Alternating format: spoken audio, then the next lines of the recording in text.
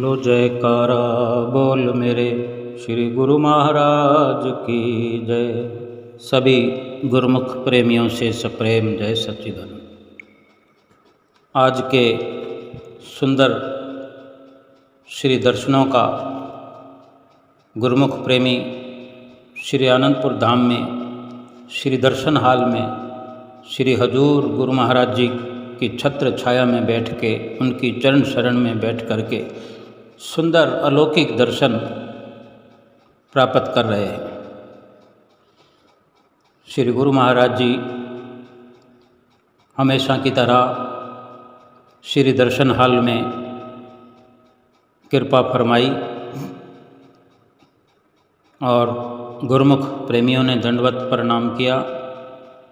श्री गुरु महाराज जी ने मधुर आवाज़ में अपनी मीठी वाणी में हुक्मनामा फरमाया। सब गुरुमुख प्रेमियों को उठाया और सभी गुरुमुख प्रेमियों को आशीर्वाद प्रदान किया। आशीर्वाद पाकर सभी गुरुमुख प्रेमी श्री चरणों में बैठ कर के श्री दर्शनों का रसपान करने लगे और चारों ओर एक खुशहाली खुशियों का सा माहौल वातावरण बना हुआ। हर गुरुमुख प्रेमी अपने सतगुरु का दीदार पा करके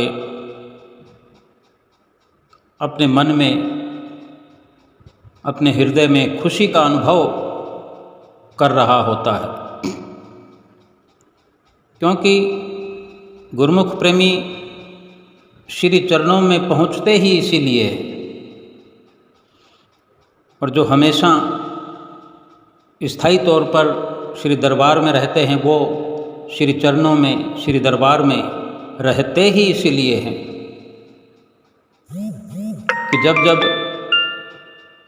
श्री दर्शन होते हैं, जब जब श्री वचन होते हैं, तब तब विशेष खुशी का अनुभव गुरुमुख प्रेमी अपने अंदर करते हैं। ऐसा ही अपने अंदर खुशी का अनुभव करते हुए गुरुमुख प्रेमी श्री दर्शन कर रहे थे और भजन सुंदर सुंदर सुनते हुए फिर सत्संग की जब शुरुआत हुई,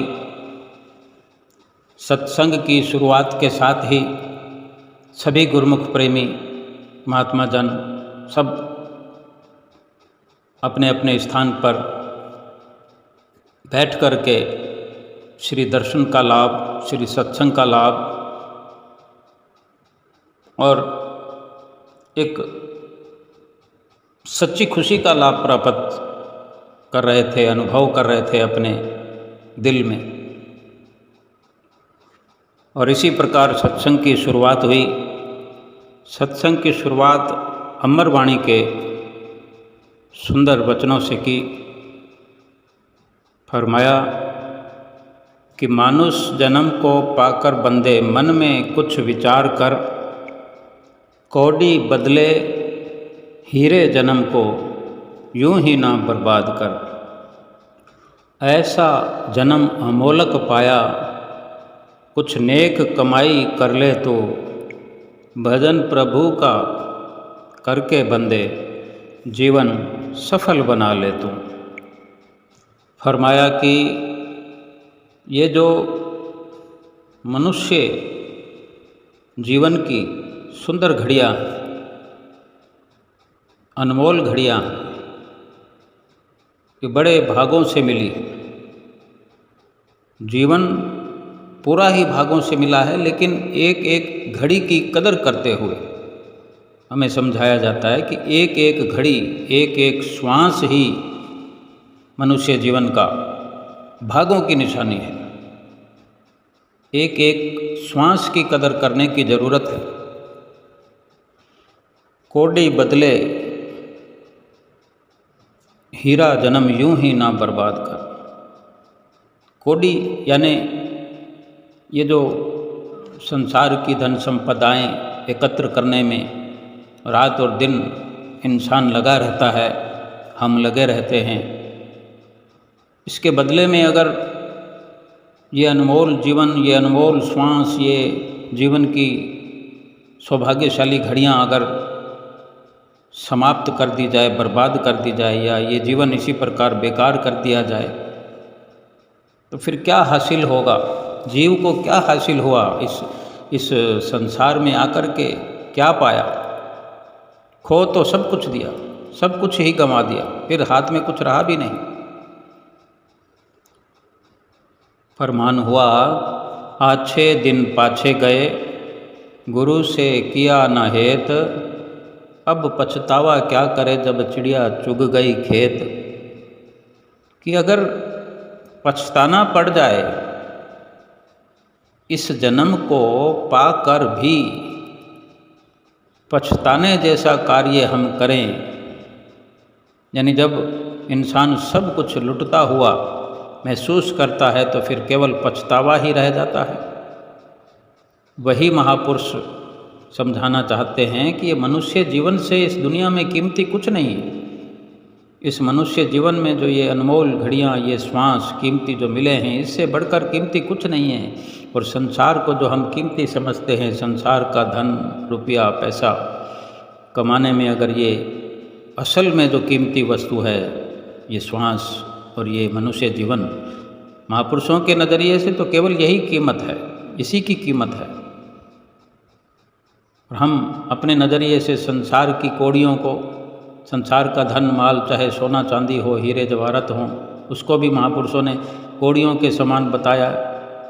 क्योंकि जीवात्मा के अगर काम आने वाला कुछ है तो वो श्वासों से कमाई हुई भक्ति, श्वासों से कमाया हुआ सिमरन, शरीर से की हुई सेवा, इस शरीर में रहकर की हुई भक्ति, भगवान का सुमरन, यही केवल काम आने वाली वस्तु है। बाकी सब धन शरीर के काम में आने वाला है, और शरीर के काम के लिए तो ज़रूरत से ज़्यादा एकत्र किया हुआ तो शरीर के काम भी नहीं आता।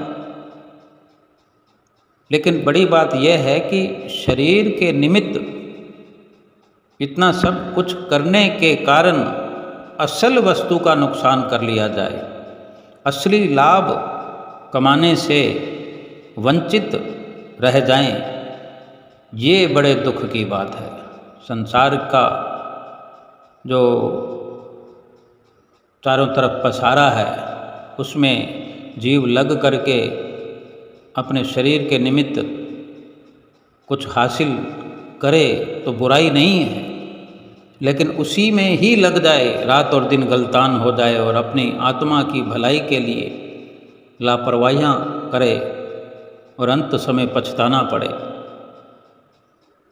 ये अफसोस की बात है। और इसी के कारण पश्चाताप करना ही पड़ेगा। तो क्यों हम पश्चाताप करें? अच्छा यही है कि महापुरुषों के वचनों को हम समझें, कौड़ियों के बदले में जीवन बर्बाद न करें, जीवन को भक्ति मार्ग में लगाएं, श्वासों को सुमरन में लगाएं, भजन भक्ति में लगाएं, सेवा में लगाएं। तन पवित्र गुरु सेवा किए, मन पवित्र कर दान, तन पवित्र गुरु सेवा किए, धन पवित्र कर दान, मन पवित्र हरि भजन से त्रिविधि होत कल्याण। फरमाया कि हर प्रकार से अपना कल्याण हो, अपनी आत्मा का कल्याण हो, इसी प्रकार जीवन व्यतीत करना चाहिए।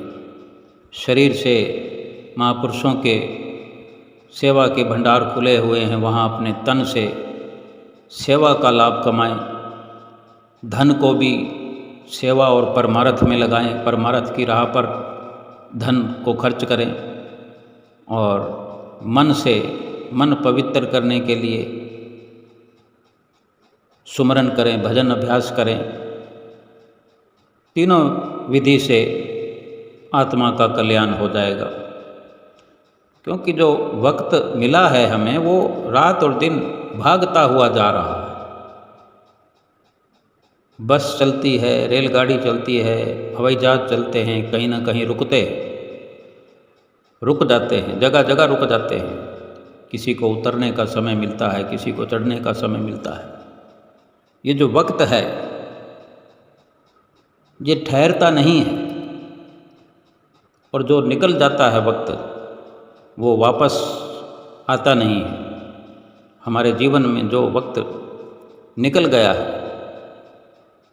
क्या कोई वक्त वो बीता हुआ वक्त वापस आ सकता है? अगर हमारा बचपन चला गया है तो कुछ भी कीमत खर्च करके हम बचपन वापस ला सकते हैं। युवा अवस्था अगर हमारी चली गई है, हम वृद्ध अवस्था में आ गए हैं, तो क्या किसी भी पुरुषार्थ से हम युवा अवस्था को वापस ला सकते हैं? जवानी को वापस ला सकते हैं? नहीं ला सकते। यानी समय एक बार हाथ से निकल गया फिर दोबारा हाथ नहीं आता। ये जीवन का भी जो सफ़र है, जीवन जो है ये हाथों से निकला जा रहा है, ये समय जो है हाथों से निकल रहा है।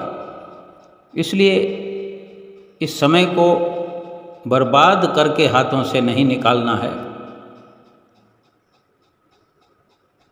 इस समय के अंदर भगवान की भजन भक्ति करते हुए समय व्यतीत करना है, ताकि ये जीवन लेखे में आ जाए। पानी भी जैसे चलता है, कहीं नदी चल रही है, पानी हम देखते हैं कि अपने बहाव के, अपने तादाद के अनुसार जैसे जैसे पीछे से अगर पानी ज़्यादा हो तो बहुत तेज़ी से भागता हुआ नज़र आता है। लेकिन जैसे भी जा रहा है, चाहे धीमे जाए चाहे तेज जाए, वो वक्त वक्त पर अलग प्रकार से दिखता है। जब बहाव पानी की तादाद ज़्यादा होती है तो तेज़ भागता हुआ दिखाई देता है, हवा ज़्यादा चलती है तो। लेकिन मकसद समझने का ये है कि जो पानी आगे की ओर चला गया है वो वापस पीछे की ओर नहीं लौट के आता। ऐसे ही जीवन का बहाव है, वक्त का बहाव है। वक्त जो आगे की ओर बढ़ गया फिर वो वापस से नहीं आएगा। पल पल करके, श्वास श्वास करके हमारी उम्र बीती जा रही है। इस बीतती हुई उम्र के अंदर, आयु के अंदर हमारे हाथ पल्ले क्या है, ये हमने विचार करना है। कुछ तो सोच विचार हमें करना चाहिए कि जो मनुष्य जीवन मिला है, क्यों मिला है। इस जीवन के अंदर जो हमने पुरुषार्थ करने हैं अपनी आत्मा का कल्याण करने के लिए, उसके बारे में हम अब तक क्या कर पाए हैं, या यूं ही हाथ पर हाथ धर कर बैठे हैं, केवल संसार का धन माल कमाने में लगे हुए हैं। एक दृष्टांत भी सुनाया महात्मा जी ने कि एक सेठ किसी गांव में, नगर में रहता था। उसका काम था कि वो रुपया देता था और ब्याज लेता था, ब्याज का काम करता था। रात दिन उसको यही लटक लगी रहती थी कि अधिक से अधिक पैसा इकट्ठा होता रहे, और हो रहा था। सुबह सुबह ही उठ करके अपनी गद्दी पर बैठ जाता और वहीं पर ही नाश्ता पानी, खाना पीना भी वहीं पर शुरू होता, और ग्राहकों की लाइन लगी रहती थी। क्योंकि ये सांसारिक दौलत ऐसी है, इसका चलन ऐसा है, इसकी लटक जिसको लग जाए तो देने वाले भी उत्सुक रहते हैं और लेने वाले भी उत्सुक रहते हैं। तो सेठ जी गद्दी पर सुबह सवेरे ही बैठ जाते और ग्राहक आने लगते। जिसको पैसा लेना हो उसको पता लग जाए कि सुबह 4 बजे मिलेंगे, तो वो 3 बजे उठकर ही तैयार हो जाते हैं, अपने वक्त पर, वक्त से पहले ही पहुंच जाते हैं कि कहीं फिर ऐसा ना हो कि पैसा ना मिले। भगवान के सुमरन के लिए अगर उठना हो तो फिर बड़े मशक्क़त करनी पड़ती है, और ज़रूरी नहीं है कि उठे ही, लेकिन जो उठते हैं, जिनको लटक लग गई है, उनके लिए तो यही धन है, ये सुमरन ही धन है, सुमरन ही पैसा है, सुमरन ही शोहरत है, पद है, वैभव है। इससे बढ़कर कोई और धन नहीं समझते गुरुमुख प्रेमी। तो सेठ जी जैसे गद्दी पर बैठते तो गुरुमुख प्रेमियों का आना जाना सुबह से ही शुरू हो जाता। कोई लेने के लिए आता, कोई देने के लिए आता, और सेठ जी सबका हिसाब किताब खोलकर, बही खाता खोलकर सबका हिसाब किताब करते रहते, और मन के अंदर विचार चलता रहता कि आज इससे इतना कमा लिया, उससे उतना कमा लिया। मन में एक खुशी की लहर चलती रहती। अब इतनी कमाई होने पर घर के अंदर तिजोरियाँ भरी होती थी, रुपया लेने वाले गहना भी गिरवी रखते हैं, कोई ज़मीन जायदाद के कागजात गिरवी रखते हैं, हर प्रकार से तिजोरियाँ भरी पड़ी सेठ जी की। कहीं धन पड़ा है, कहीं कागजात पड़े हैं, कहीं सोना पड़ा है, चांदी पड़ी है। सेठ जी की जो सेठानी थी वो कुछ नित्य नेम वाली थी, तो सेठ जी को अक्सर कहा करती थी कि कभी कोई दान पुण्य ही कर लिया करो, कोई अच्छी राह पर पैसा खर्च कर लिया करो, रात दिन कमाई में लगे रहते हो। लेकिन सेठ जी एक ही बात कहते कि अभी क्या जल्दी है। वृद्ध अवस्था में सेठ जी पहुंच चुके थे, लेकिन अभी ये विचार थे कि अभी कहाँ जल्दी है इतनी। तो पत्नी कहकर चुप हो जाती, जब जब समय मिलता फिर कह देती, और सेठ जी भी टाल मटोल करते। एक बार उनकी पत्नी ने कहा कि और नहीं कुछ तो अपने नज़दीक ही, गांव के नज़दीक ही जो नदी चलती है, उस नदी में स्नान करने का ही भाव बना लो, स्नान ही कराया करो कभी कभार। 4 कदम चलकर अगर स्नान करने जाएंगे तो कोई शुभ विचार बन जाएगा। इस भाव से कह दिया पत्नी ने, क्या पता कुछ परिवर्तन हो जाए। लेकिन सेठ जी ने कहा, जिसने शुभ कर्म करना ही नहीं है उसके पास न करने के लिए बहुत बहाने हैं, टाल मटोल करने के अपने बहाने होते हैं। फट बहाना बना दिया, अरे तुम्हें पता नहीं है, अगर जहाँ स्नान करने नदी पर कोई जगह बनी होती है तो वहाँ पर दक्षिणा मांगने वाले पंडे भी खड़े होते हैं, पंडित खड़े होते हैं। वो तंग करते हैं कि पूजा करवा लो, ये करा लो, कुछ दक्षिणा दे दो, अगर स्नान करूँगा वहाँ जाकर तो फिर दक्षिणा का चक्कर हो जाएगा। फिर कुछ दिन हुए, फिर पत्नी ने कहा, कभी कभी तो जाया करो स्नान के लिए, क्योंकि जहाँ नदी पर स्नान करने का ऐसा कोई अवसर हुआ करता है तो वहाँ अक्सर मेले लगा करते हैं। तो सेठ जी ने हाँ कर दी और मन में सोच लिया कि ऐसी जगह जाकर स्नान करूँगा कि वहाँ पंडे ना हो। देखते हैं कि एक निश्चित स्थान पर पंडे खड़े रहा करते हैं, पंडित खड़े रहा करते हैं, ब्राह्मण या दान दक्षिणा लेने वाले उपस्थित होते हैं कि यहाँ पर बहुत से लोग आते हैं, उनका भी गुजर बसर होना होता है, हर किसी की अपनी अपनी एक मर्यादा होती है। तो ये सेठ जी क्या है कि स्नान करने के लिए गए तो सही, लेकिन अपनी विचारधारा से उस निश्चित स्थान से कहीं दूर शमशान घाट के आसपास जो नदी का रुख था, शमशान घाट की ओर जा कर के वहाँ कहीं स्नान करने का मन बनाया कि वहाँ पर कोई पंडा, कोई दान दक्षिणा लेने वाला नहीं आएगा, परेशान नहीं करेगा मुझे, वहाँ पर कोई नहीं होता ऐसी जगह पर, क्योंकि हर कोई निश्चित स्थान पर ही हुआ करते हैं।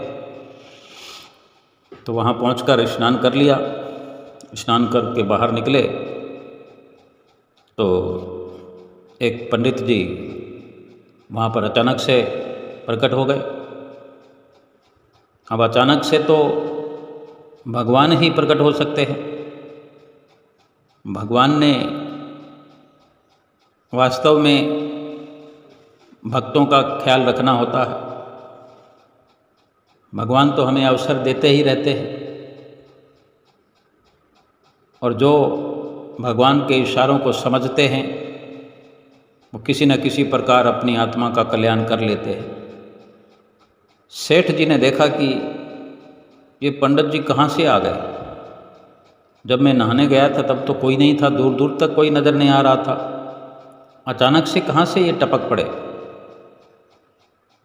देखते ही मन के अंदर विचार ये चल रहे थे। जब बातचीत हुई तो भगवान रूप पंडित जी ने कहा, सेठ जी स्नान किया है तो कोई दान दक्षिणा भी हो जाए। तो सेठ जी ने पूछ लिया कितना होना चाहिए। तो पंडित जी ने कहा भाई 10 रुपये। अब वो सस्ता ज़माना था, वो 10 रुपये तो आज हज़ारों के बराबर। कहाँ वो सेठ जी कंजूस, कभी कुछ किया ही नहीं ऐसा कार्य। तो भगवान ने जब पंडित जी ने, भगवान रूप पंडित जी ने 10 रुपये कहा तो कह दिया नहीं नहीं नहीं नहीं नहीं। तो ऐसे भगवान भी कम करते गए, भाई 8 रुपये, चलो 5 रुपये। और वो पंडित जी हैं, वो सेठ जी हैं कि नहीं नहीं नहीं नहीं नहीं करते गए। भगवान रूप पंडित जी 1 रुपये पर आ गए तो भी नहीं नहीं नहीं करते गए, और बोल दिया कि मैं तो 4 आने दूंगा। तो भगवान बोले ठीक है भाई 4 आना ही करो। तो कहता है ठीक है 4 आने कर दिए, लेकिन अभी नहीं दूंगा, ये उधार हो गई मेरी। मेरे पास तो उधार का लेन देन चलता है, तो मैं भी आपसे उधार करता हूँ। 4 आने दूंगा लेकिन अभी नहीं, उधार कर लो। तो भगवान ने कहा ठीक है भाई उधार ही सही। तो सेठ जी चल पड़े, अपने कपड़े पहनकर अपने घर में आ गए। मन में चल रहा था कि अभी कौन से देने हैं।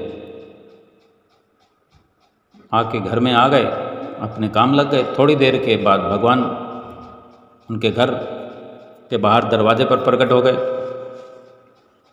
दरवाज़ा खटखटाया, उनकी घरवाली ने दरवाज़ा खोला कि हाँ जी आप कौन हैं और किस लिए आए हैं। तब वो पंडित जी कहने लगे आपके पति देव ने 4 आने दान किए हैं हमको स्नान करते हुए, और कहा कि उधार कर लो, तो मैं अपनी उधार लेने आ गया हूँ। ये वहाँ नहीं थे सेठ जी के पास, तो घर में तो होते ही हैं। तो उन्होंने कहा ठीक है मैं सेठ जी से बोलती हूँ। सेठ जी आकर बोलती है वो सेठानी कि वो जो 4 आने आप दान करके आए हैं उधार, वो उधारी लेने आए हैं पंडित जी। तो सेठ जी कहते कमाल है, पीछे पीछे ही आ गए। इसीलिए मैं कहता था कि मैं स्नान करने नहीं जाता। ऐसी जगह पर जाकर स्नान किया तो वहाँ भी नहीं छोड़ा। तो सेठ जी कहते हैं वो जाकर बोल दो पंडित जी को कि सेठ जी बीमार हो गए, अभी अभी जो स्नान किया ना, पानी बहुत ठंडा था, ठंड लग गई है, बीमार हो गए, बोल दे जाओ। तो सेठानी अब क्या करे, उधर की बात इधर और इधर की उधर बताती रही। सेठानी ने आकर बोला पंडित जी को कि सेठ जी बीमार हो गए, फिर दे देंगे। तो कि ठीक है बीमार हो गए तो हम यहीं बैठकर इंतज़ार करते हैं। बाहर बैठ गए पंडित जी। देखो भगवान कितनी लीला रचाते हैं अपने भक्तों के लिए, अपने जीवों के लिए कितना कष्ट सहन करते हैं, और हम हैं कि बहाने बनाते रहते हैं। तो रात हो गई, रात व्यतीत हो गई। सुबह सवेरे जब दरवाज़ा खोला, सेठानी ने दरवाज़ा खोला तो बाहर पंडित जी बैठे हुए हैं कि हाँ जी पंडित जी। तो पंडित जी कहने लगे सेठानी जी, मैं तो चाराने के लिए बैठा हूँ, लेकर ही जाऊँगा, बार बार थोड़ी मैं आऊँगा। कमाल हो गया। सेठ जी को जाकर बोला कि पंडित जी तो बाहर बैठे हैं। तो पंडित जी ने जब इंतज़ार करने का सेठानी को बोला और सेठानी ने सेठ को जाकर बोला, तो सेठ ने कहा कि पंडित जी को जाकर बोल दो कि सेठ जी तो गुजर गए, मर गए, शरीर छोड़ गए। अब ये बात तो देखो, एक आम इंसान भी समझ आता है कि ये झूठ बोला जा रहा है। सेठ जी झूठ बोल रहे हैं और सेठानी को कह रहे हैं, तो सेठानी भी क्या करे। तो भगवान ने कहा अच्छा, ठंड लग गई है तो गुजर गए हैं, बीमार थे ही, चलो जो प्रभु की इच्छा, गुजर गए हैं तो मैं गांव वालों को इकट्ठा कर लाता हूँ, उनके शरीर को शमशान तो ले जाना ही पड़ेगा। तो वो पंडित जी सारे गांव वालों को बुला लाए और वो तख्ता ले आए सेठ जी को लेटाने के लिए। सारी व्यवस्था हो गई, सब ने मिलजुल कर सेठ को लेटा दिया। लेटाने लगे तो सेठानी तो अब जानती थी, जब लेटाने लगे तो सेठानी बोल पड़ी, क्यों ले जा रहे हो, ये मरे थोड़ी है, अभी मरे नहीं है, सेठ जी तो जिंदा है। कि नहीं नहीं, तुम तो मोह के वश ऐसा कहोगी ही, सभी कहते हैं ऐसे, चिंता मत करो, हम ले जा रहे हैं। तो तख्ते पर लिटा दिया और शमशान पर पहुंचा दिया। शमशान पहुंचाया तो वहाँ पंडित जी, भगवान रूप पंडित ने कान में धीरे से सेठ जी से कहा, भाई चाराने दे दो कि नहीं दूंगा। तो अच्छा, फिर सेठ जी को लकड़ियों पर लिटा दिया। जब लकड़ियों पर लिटा दिया तो ऊपर लकड़ियां रखना शुरू कर दिया।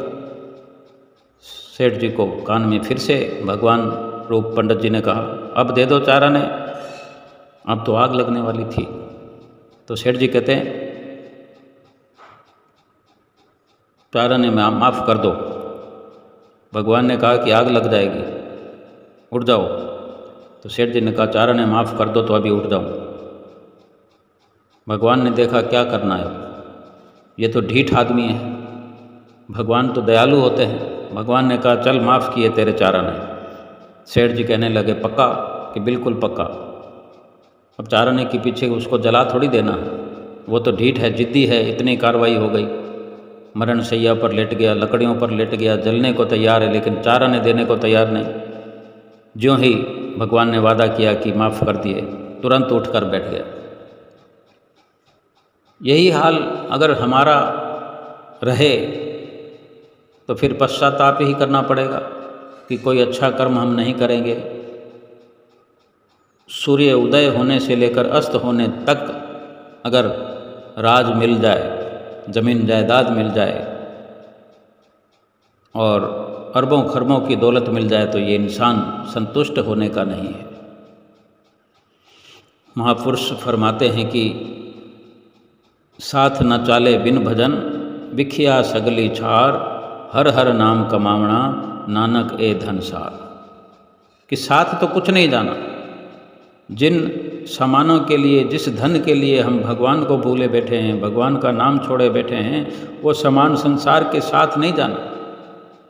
हर हर नाम कमावना, नानक ए धनसार। गुरु नानक देव महाराज जी फरमाते हैं कि केवल और केवल भगवान के नाम की कमाई ही सार वस्तु है, सच्ची वस्तु है, सच्चा धन है जो जीव के साथ जाता है। हमें भी श्री गुरु महाराज जी यही हर वक्त चेतावनी देते हैं, भजन स्मरण करो, 5 नियमों की पालना करो, 2 घंटे भजन अभ्यास करते हुए अपना लोक और परलोक सुहेला करो। बोलो जयकारा, बोल मेरे श्री गुरु महाराज की जय।